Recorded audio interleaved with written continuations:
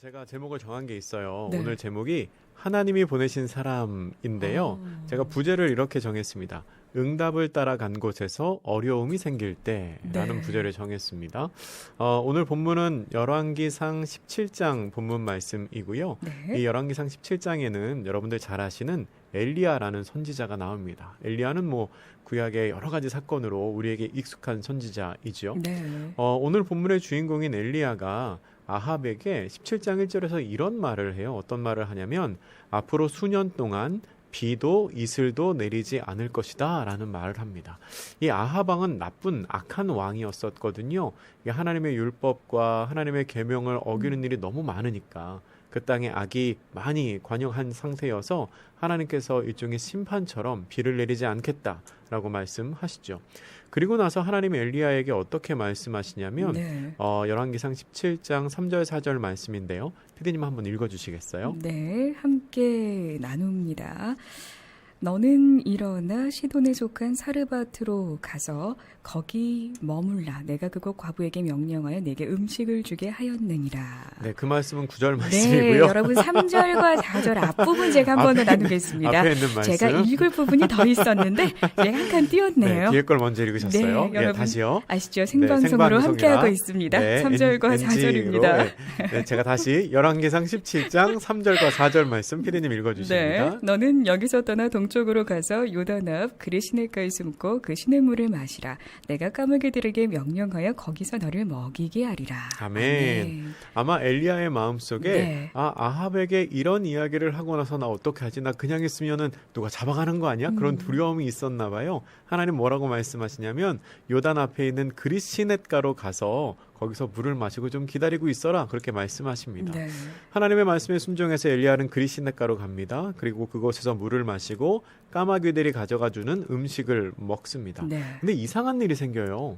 어떤 일이 생기냐면 하나님이 가서 마시라고 했던 그 시냇물이 얼마 후에 말라버립니다. 분명히 하나님께서 가서 그 물을 마셔라라고 얘기하셨는데 네. 얼마 후에 그 물이 말라버려요. 마실 물이 없어진 겁니다. 그때 하나님이 다시 엘리야에게 말씀하시는데요. 아까 읽어주시긴 했지만 네. 한 번 더 27장 9절 말씀 피디님 한번 읽어주세요. 네, 여기서 나오는 구절을 제가 조금 앞서서 읽었습니다. 네. 9절 말씀입니다. 너는 일어나 시돈에 속한 사르밧으로 가서 거기 머물라. 내가 그곳 과부에게 명령하여 내게 음식을 주게 하였느니라. 아멘. 하나님께서는 다시 한번 엘리야에게 말씀하시는데요. 이제는 뭐라고 말씀하시냐면 내가 사람을 통해 너를 먹이겠다. 좀 전에는 까마귀를 통해 먹이셨는데 사람을 통해 먹이겠다 말씀을 하십니다. 엘리야는 그 하나님의 말씀에 순종해서 길을 떠납니다. 그런데 그리시넷가를 떠나서 이 사르밧까지 가는 여정이 분명히 쉽지 않았을 겁니다. 왜냐하면 당시는 엘리야가 예언했던 가뭄이 3년 동안 비도 이슬도 내리지 않은 가뭄이 온 이스라엘 땅을 뒤덮고 있을 때여서요. 물을 구하기가 굉장히 힘들었을 겁니다. 그리고 음식을 구하는 것은 더 어려웠을 겁니다. 게다가 그리시넷가에서 사르밧까지는 수십 킬로미터가 넘는 굉장히 먼 거리였습니다. 그 먼 거리를 엘리야는 제대로 먹지도 못하고 제대로 마시지도 못하고 그냥 하나님의 말씀에 순종해서 하나님 가시라고 하니까 순종함으로 걸어갔습니다. 네. 그런데 그런 궁금증이 생겼어요. 당시에 엘리야가 그 험하고 먼 길을 가면서 무슨 생각을 했을까? 혼자 그 길을 걸어가면서 무슨 네. 생각을 했을까요? 물론 가장 많이 한 생각은 하나님의 말씀과 하나님의 명령, 하나님 생각이었을 겁니다. 네. 그러면 두 번째로 많이 한 생각은 무슨 생각이었을까? 제가 어느 날 이 말씀을 묵상하다가 번뜩 그 생각이 들었어요. 네. 혹시 이 9절 말씀 중에서 하나님이 말씀하신 말씀 중에서 내가 그곳 과부에게 명령하여 내게 음식을 주게 하였느니라. 이 말씀을 엘리야가 묵상하지 않았을까 하는 생각이 들었습니다. 잘 먹지도 못하고 물도 마시지 못하면서 길을 걷고 있는 엘리야에게 네. 그곳 과부에게 명령하여 너에게 음식을 주게 하였느니라. 이 말씀은 굉장히 그 희망의 말씀이었을 그렇죠. 것 같아요. 그리고 엘리야가 지금 사르밧에 가는 이유도 사실 그겁니다. 하나님이 별다른 이유를 말씀해 주시지 않았어요. 거기 가면 어떤 사람이 너에게 음식을 대접해 네. 줄 거야. 사실 목적이 그거였거든요. 그리고 또 생각해 보면 그리시넷가에서 하나님께서 까마귀를 통해서 주신 음식도 떡과 고기였거든요. 네. 사람을 통해서 음식을 주신다고 하면 얼마나 좋은 음식을 주실까. 기대가 조금 되네요. 그러니까요. 네. 내가 까마귀를 통해서도 떡과 고기를 먹었는데 사람이 음식을 대접을 해주면 얼마나 좋은 음식을 대접해 줄까. 아마 그런 소망도 좀 네. 있었을 것 같습니다. 드디어 엘리야가 사르밧에 도착합니다. 사르밧 성문에서 그 과부를 만나요. 엘리야는 먼저 물을 달라고 합니다. 목이 굉장히 말랐던 것 같습니다. 그리고 나서 이렇게 말해요. 나에게 떡 한 조각을 주시오 라고 말합니다. 네. 여인에게 나에게 떡 한 조각을 주시오. 어쩌면 엘리야에게 이건 너무나 겸손한 부탁이었을지도 모릅니다. 왜냐하면 엘리야가 지금 말하고 있는 그 사람은 하나님께서 나에게 음식을 주라고 명령한 사람이었거든요. 네. 네가 사르밧에 가면 그 사람이 너에게 음식을 줄 거야. 하나님이 약속하신 사람이거든요. 그러니까 엘리야의 머릿속에는 아마 이런 상상을 했을지도 모르겠습니다. 내가 아주 겸손하고 젠틀하게 그 여인에게 나에게 떡 한 조각을 주시오 네. 라고 말하면 그 여인이 답하기를 당신이 하나님 말씀하신 그 선지자군요. 기다리고 있었습니다. 내가 기다리고 있었어요. 네. 왜 이제야 오셨어요? 떡 한 조각이 뭡니까? 내가 당신을 대접하려고 아주 귀한 음식을 준비해 두었어요. 어서 우리 집으로 오세요. 라고 말해도 부족함이 없는 그런 상황인 겁니다. 왜냐하면 하나님께서 지금 그 일을 위해서 엘리야를 거기에 보내셨거든요. 네. 엘리야는 그 고생을 하면서도 그 여인이 대접할 음식을 생각하면서 여기까지 왔거든요. 그런데 그런 기대를 하고 말을 건넨 엘리야에게 여인이 이렇게 대답을 합니다. 네. 열왕기상 17장 12절 말씀 한번 읽어주세요. 그가 이르되 당신의 하나님 여호와께서 살아계심을 두고 맹세하노니 나는 떡이 없고 다만 통에 가루 한 움큼과 병에 기름 조금뿐이라. 내가 나뭇가지 둘을 주어다가 나와 내 아들을 위하여 음식을 만들어 먹고 그 후에는 죽으리라. 아멘. 아니 아멘을 하기는 했는데 네. 이게 무슨 말입니까? 이게 제 말로 바꾸면 이런 표현이에요. 나는 지금 딱 나랑 내 아들이 먹고 죽을 만큼의 밀가루밖에 없습니다. 네. 그러니까 한 번 먹고 죽을 만큼의 밀가루밖에 없습니다. 라고 대답을 하는 겁니다. 엘리야의 기대와는 전혀 맞지 않는 대답이죠. 이게 참 이상합니다. 지난번에는 하나님이 가라고 해서 가서 마시라고 했던 그 시냇물이 말라버리더니 이번에는 가면 먹을 것이 있다. 가면 거기에는 과부가 너에게 음식을 대접할 네. 거다라고 해서 힘들게 왔는데 희망을 가지고 왔는데요. 희망을 가지고 왔는데 돌아오는 대답은 지금 내가 먹고 죽을 것밖에 없는데요. 네. 라고 말하는 겁니다. 분명히 하나님의 말씀에 순종해서 왔거든요. 분명히 하나님의 말씀에 순종해서 왔는데 엘리야에게 왜 이런 일이 생기는 걸까요? 그런데요. 이런 딜레마는 비단 엘리야만 겪는 것은 아닌 것 같습니다. 어쩌면 지금 우리가 겪고 있거나 아니면 앞으로 겪어야 할 딜레마일지도 모릅니다. 신앙을 가지고 있는 우리는 어떤 선택을 할 때 네. 내가 선택하는 이 일이 하나님이 원하시는 일인가? 하나님이 기뻐하시는 일인가? 하나님의 뜻인가를 아주 중요한 기준으로 삼습니다. 그렇죠. 그리고 그 하나님의 뜻을 알기 위해서 때로는 작정해서 기도하기도 하고 때로는 금식하기도 합니다. 말씀을 열심히 읽을 때도 있고요. 네. 또 하나님의 그 큐티를 열심히 할 때도 있습니다.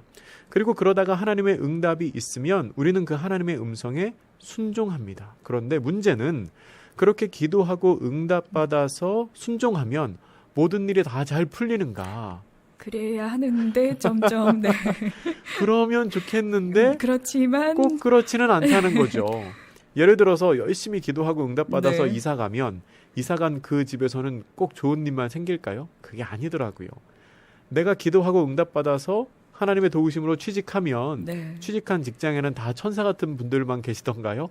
꼭 그렇지는 않더라고요. 그랬으면 좋겠는데. 물론 우리 대전국동방송은 그렇겠지만 할렐루야. 꼭 그렇지 않더라고요. 내가 기도하고 응답받아서 결혼하면 네. 그 배우자와 늘 다툴 일 없이 행복한 일만 생기나요? 꼭 그렇지는 않더라고요. 분명히 기도하고 응답받아서 하나님이 원하시는 대로 했는데 왜 네. 이런 일이 우리에게 생길까요? 하나님이 가라고 하셔서 간 길인데 왜 이러한 어려움이 우리의 삶에 생길까요? 다시 엘리야의 이야기를 살펴보면요. 네. 여인이 그렇게 말하거든요. 나는 지금 딱 먹고 죽을 만큼의 밀가루밖에 없습니다. 라는 이야기를 들은 엘리야가 뭐라고 대답하냐면 본문 14절 말씀 마지막으로 한 번 더 읽어주세요. 네. 이스라엘의 하나님 여호와의 말씀이 나 여호와가 비를 지면에 내리는 날까지 그 통에 가루가 떨어지지 아니하고 그 병의 기름이 없어지지 아니하리라 하셨느니라. 아멘. 아멘. 엘리야는 진짜 하나님의 선지자거든요. 이 엘리야가 하나님의 말씀을 안 듣고 들었다고 말하지는 않을 겁니다. 네. 근데 14절에 어떻게 시작하냐면 하나님 여호와의 말씀이 라고 시작합니다. 하나님이 나에게 말씀하셨다는 거죠. 근데 이 표현을 통해서 우리는 이 짧은 시간 동안 엘리야가 하나님께 잠깐 기도했다는 것을 알 수 있습니다. 그러니까 이 음성은 엘리야가 지금 들은 거죠. 왜냐하면 엘리야가 그 길을 걸어오는 동안에 들었으면 아마 과부가 하는 이야기에 바로 그렇게 대답을 했을 텐데 그 표현이 나오지 않거든요. 기도할 때, 잠깐 기도할 때 하나님이 응답을 주실 겁니다. 근데 하나님 뭐라고 말씀하시냐면 과부가 떡을 만들어서 엘리야에게 대접하면, 엘리야를 먹이면 네. 그 후에 그 집에 가루와 기름이 끊이지 않을 것이다 라고 말합니다. 참 귀한 하나님의 은혜가 그 가정에 예비되어 있다는 아멘. 것을 알게 해주는 말씀이죠. 네. 그리고 바로 그때 엘리야는 하나님이 자기를 그곳에 보내신 이유를 깨닫게 됩니다. 그러니까 하나님이 엘리야를 사르밧에 보내신 것은 엘리야를 위해서가 아니고 그 과부를 위해서였습니다. 그러니까 하나님께서 엘리야를 사르밧에 가라고 말씀하신 이유는 단순히 이 배고픈 엘리야의 배를 채우기 위해서가 아니고요. 그곳에 살려야 할 한 사람이 있기 때문에 하나님을 대신하는 사자로 엘리야를 보내셨다는 겁니다. 네. 여러분 마찬가지입니다. 하나님께서 우리의 기도에 응답하셔서 우리를 각자의 삶의 자리로 보내신 이유는 어쩌면 나를 위해서가 아닐 수도 있습니다. 그러니까 하나님이 우리를 각각의 삶의 자리에 보내신 것은 내가 위로를 받기 위함이 아니라 다른 사람을 위로하고 단순히 나의 삶의 필요를 채우기 위해서가 아니라 다른 사람의 필요를 채우라고 우리를 그 자리에 보내실 수 있다는 겁니다. 여러분 우리는 지금 하나님의 나를 이 자리에 보내신 이유를 잘 생각해 봐야 합니다. 네. 혹시 아직도 나에게 내 마음에 혹은 내 생각에 과부를 처음 만났을 때 엘리야처럼 내가 위로해야 할 곳에서 위로받으려고 하고 내가 도와야 할 곳에서 도움을 받으려고 생각을 하고 있다면 그것을 빨리 내려놓아야 합니다. 네. 그러면은 실망밖에 생기지 않아요. 그러면 마음이 힘들 수밖에 없습니다. 하나님이 나로 하여금 너 저기 가서 사람들을 좀 위로해줘. 저기 가서 내 뜻을 좀 전해줘. 저기 가서 좀 도와줘 라고 말씀하셔서 보냈는데 내가 위로만 받으려고 하고 있으면 얼마나 힘들겠습니까?